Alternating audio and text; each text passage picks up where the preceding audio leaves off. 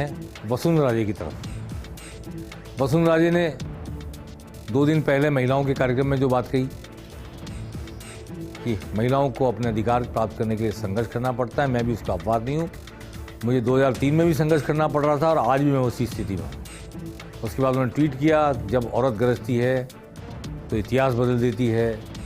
उसके बाद जो महाघेराव हुआ सोमवार को बीजेपी की तरफ से जयपुर में सचिवालय का, उसमें वसुंधरा राजे नहीं आई और महाघेराव के लिए जो बड़े बड़े होर्डिंग लगे थे बीजेपी की ओर से, उनमें वसुंधरा राजे का चेहरा भी नहीं था।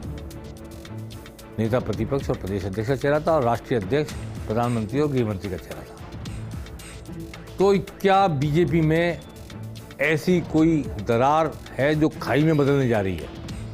ये सवाल उठता है देवी सिंह भाटी के आज के बयान से। कुछ दिन से वो लगातार कहते वसुंधरा राजे नहीं आएंगी तो बीजेपी में नहीं आएंगे, बीजेपी नहीं, वसुंधरा नहीं तो। लेकिन उन्हें बीजेपी में ले ही नहीं रहे थे लोग। जो समिति बनी हुई है वो 5-6 वसुंधरा समर्थकों को लेने को तैयार नहीं है बीजेपी में, ऐसा मुझे पता लगा है। इसलिए वो 5-6 वसुंधरा समर्थक, रोहिता शर्मा, सुरेंद्र गोयल और देवी सिंह भाटी, ये सब लोग क्या करेंगे आने वाला वक्त बताएगा। लेकिन देवी सिंह भाटी ने आज जोधपुर, बीकानेर से जोधपुर गए और कहा कि मैं जोधपुर इसलिए आया हूं कि मैं तीसरा मोर्चा बनाने की तैयारी कर रहा हूं। आइए सुनते हैं क्या कहा देवी सिंह भाटी ने। खरी खरी और साफ साफ कहने के लिए मशहूर पूर्व मंत्री देवी सिंह भाटी में मारवाड़ की राजनीति के गढ़ माने जाने वाले जोधपुर में नेताओं की नब्ज टटोलनी शुरू कर दी है। भाटी साफ छवि के होने के साथ तीसरे मोर्चे में सार्थक साबित हो सकते हैं, जिन्होंने अलग अलग समाज के लोगों से मुलाकात करने के साथ अपना होमवर्क करना शुरू कर दिया।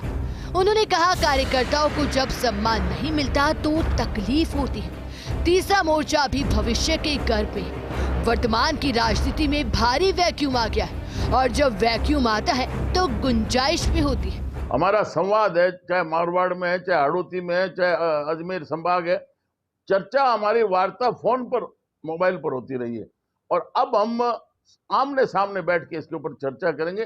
कौन एमएलए आएगा, कौन नहीं है, उसमें भी हम रखेंगे जिसकी साफ छवि हो, ईमानदार हो, लोगों के अंदर विश्वास हो कि ये हमारा खरा प्रतिनिधि हो सकता है, उनको ही तवज्जो दी जाएगी। जो समाज में बदनाम है, जिसके ऊपर सामने जिसकी अंगुली उठ रही है, ऐसा हमारी एक छाया भी नहीं पड़ने देंगे। पूर्व मंत्री देवी सिंह भाटी ने भाजपा में नेतृत्व को लेकर भी निशाना साधा।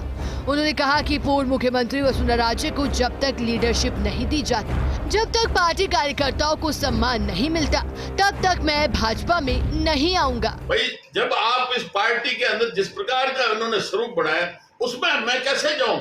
मेरे कार्यकर्ताओं को आज के दिन वहां सम्मान नहीं मिलता है तो मैं कैसे उसमें जाके शामिल हूँ? कल मैं उनको अगर कहूँ तो वो बुलाना मुझे देंगे, मुझे आखिर में सुनना पड़ेगा। तो इसलिए भारतीय जनता पार्टी में तभी जाऊंगा कि अगर वहाँ लीडरशिप वसुंधरा जी को दे।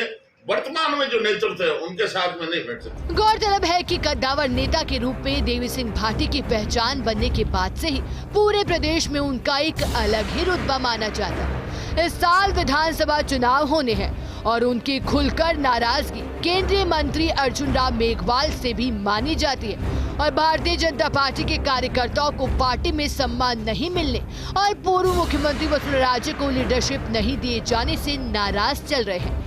देवी सिंह भाटी तीसरे मोर्चे की संभावनाओं को लेकर जोधपुर पहुंचे। अब देखना यह है कि वे अपने लक्ष्य में कामयाब कितने होते हैं। फर्स्ट इंडिया न्यूज के लिए जोधपुर से राजीव गौड़ की रिपोर्ट।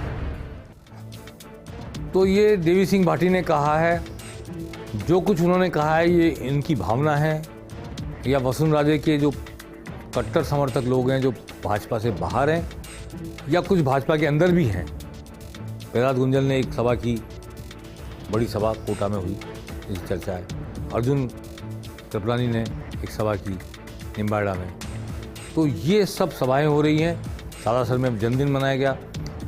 क्या वसुंधरा राजे को नेतृत्व नहीं दिए जाने के बाद या आलाकमान द्वारा तवज्जो नहीं दिए जाने के बाद क्या उनके समर्थक मिलकर कोई बड़ा काम, बड़ी परिस्थिति खड़ी करने वाले हैं या कर रहे हैं? तो क्या वसुंधरा राजे की सहमति है या नहीं है? ये सब प्रश्न भविष्य के गर्भ में है। आने वाले दिनों में इस पर से पर्दा भी उठेगा और पर्दे के पीछे क्या पकड़ा है वो सामने भी आएगा। पेनल्टी कॉर्नर में आज बस